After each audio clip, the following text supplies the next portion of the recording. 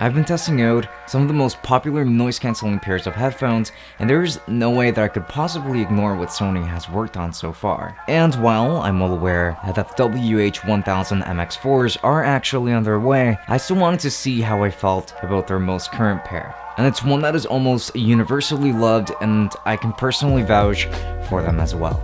With that said, introducing the Sony WH-1000XM3 headphones. Let's go ahead and dive in.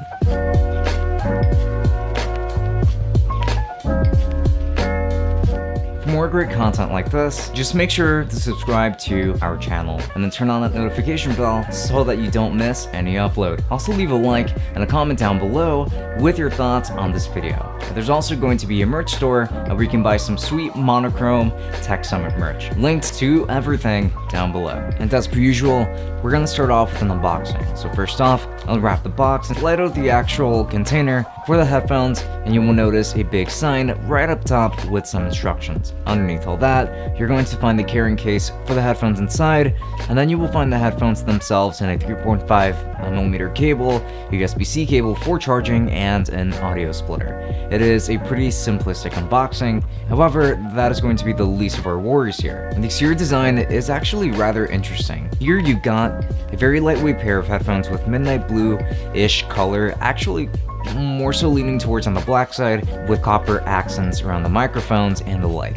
They sport this soft touch material that feels incredibly nice in hand, and padding pretty much everywhere it needs it. And it's a decent amount too, but they don't feel super premium in comparison to something like the Surface headphones 2, as nice as they do actually feel, and I really like these. And you'll also find an ambient / noise cancelling switch, a power button, a USB-C port, a 3.5mm jack, and a touch sensitive surface that handles all of your gestures, and that one's going to be right on the right side of your headphones. And now, when it comes to comfort, these are very well padded pretty much everywhere. They're lightweight enough to sit comfortably on your head, but have enough padding on the ear cuffs to be easily worn for long periods of time, and a headband that feels incredibly nice on your head. They nailed the comfort here, as they didn't add any more padding than necessary, and I really love that approach here. These are going to be packed with a ton of features that are probably going to require you to download the Sony app in order to get the most out of them, as annoying as that might be for a lot of people, including myself. However, the gestures are only going to be on the right side headphone piece that supports swiping up and down for volume controls, forward and backwards for track skipping, along with double tapping for playing, pausing, answering, and hanging up phone calls, all on just one gesture. But you've also got things like ambient noise and noise cancelling, along with 360 sounds and the ability to have these use your location in order to detect where you are and adjust your headphones that way, like just accordingly at location overall, in order to determine whether or not it should turn on noise cancelling, what volume your headphones should be at, and everything along the line. So that is actually pretty smart. And you also have a full EQ within the app to adjust the sound signature, and though they come completely flat out of the box, which is exactly how I prefer it. It's rather overwhelming at just how many features it comes with, but let me walk you through some more things here. Now, as I just hinted at here, I'm a really big fan of how these sound. More so, the capabilities of how they can sound based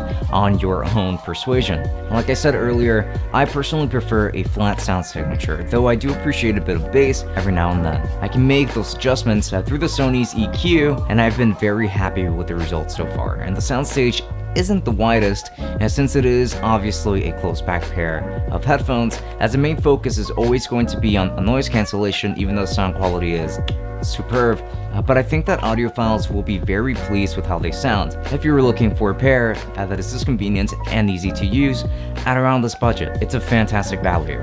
And if you like bass, then go ahead and crank it all up. The options here are fantastic. Noise cancelling also plays a pretty big role here in terms of the quality. Out of every pair I've tested so far, these have very strong noise cancelling in the sense that they do an amazing job at blocking out noise, but one thing I really appreciate is that it's the most subtle I've also tested when it comes to its noise cancelling. And you know when your ears just fill up when you're like in an airplane or something like that, Well, that's exactly what it's like to have noise cancelling turned on, but with these in particular, you hardly feel that effect at all. It's just comfortable and very effective, and it's something that a lot of other pairs of noise cancelling headphones fail to do to an extent, even though they have gotten a lot better. And ambient noise kind of sucks from my experience. I can still barely hear anyone who's talking to me or the things around me well enough, so I just kind of don't really use it at all. I'm not all that happy with ambient noise, if I'm completely honest. But another great strong point here is still going to be on the battery life. You'll easily get around 30 hours of battery life, and since these support quick charging, you can use them almost all of the time without issues. Very lovely here. However, I would like to go ahead and address some of my complaints because these still aren't perfect. A 360 sound feature does seem like it could be pretty cool, but I couldn't properly test it because it doesn't work with Spotify. So we need more support here. So unfortunately, I can't technically take full advantage of these headphones unless I start paying for other services too. And the headphones don't feel as strong to me as they should for the price tag. And this is the most expensive pair I've tested, and it does feel a little flimsy sometimes, at least just in comparison to some of the other pairs, so like the Surface headphones for example, that feel incredibly sturdy for the money and are a little bit cheaper. But that's not to say that these are built poorly by any means, it's just that most of its competition did this part better for a little bit less money. Also, the app has a lot going on within it. Please simplify things as it could be organized a lot better in my opinion. And lastly, it's had ear detection so that when I took them off, it could just automatically pause my music. When I put them back on, it could continue to play them. But unfortunately, that is another feature that is missing here, as feature-packed as this pair actually is. And yes, I was a little more critical here than I normally would be. I just felt like for that price tag, they could have been a little more than what they are. But that's not to say that these haven't earned their spot as one of the most popular choices when it comes to active noise cancelling headphones. I absolutely love these and will probably keep daily driving them until I get to test out Apple's offering or check out the Bose 700 ANC headphones, or finally get my hands on the MX4s when they actually release. But for now, you really can't go wrong with Sony here. So with that said, I can strongly recommend this pair. It is fantastic. And if you're interested in purchasing these headphones, then I'll be making sure to leave affiliate links to both Amazon and Luster in case you're interested in looking at other types of alternatives or maybe checking on what kinds of sales that there are available at the moment. Luster will do all that work for you. So if you decide to use either Amazon or Luster for any of my links, then I do get a small commission, and that does help me run things just a little bit more smoothly. So if you were to use those, I would appreciate that quite a bit. Do feel free to also follow me on Twitch, and in case you're interested in the most relaxing streams on earth, as I like to call them. I would love to see you down there. If you have any kind of questions and the like, I would love to talk to you over there. So links to everything below, as well as links to my Twitter and my Instagram, in case you're interested in keeping up with the latest and greatest in regards to the Tech Summit endeavors. So with that said, this has been Francisco from Tech Summit. I will get back to you with the next tech review very, very soon. Have a great one and enjoy.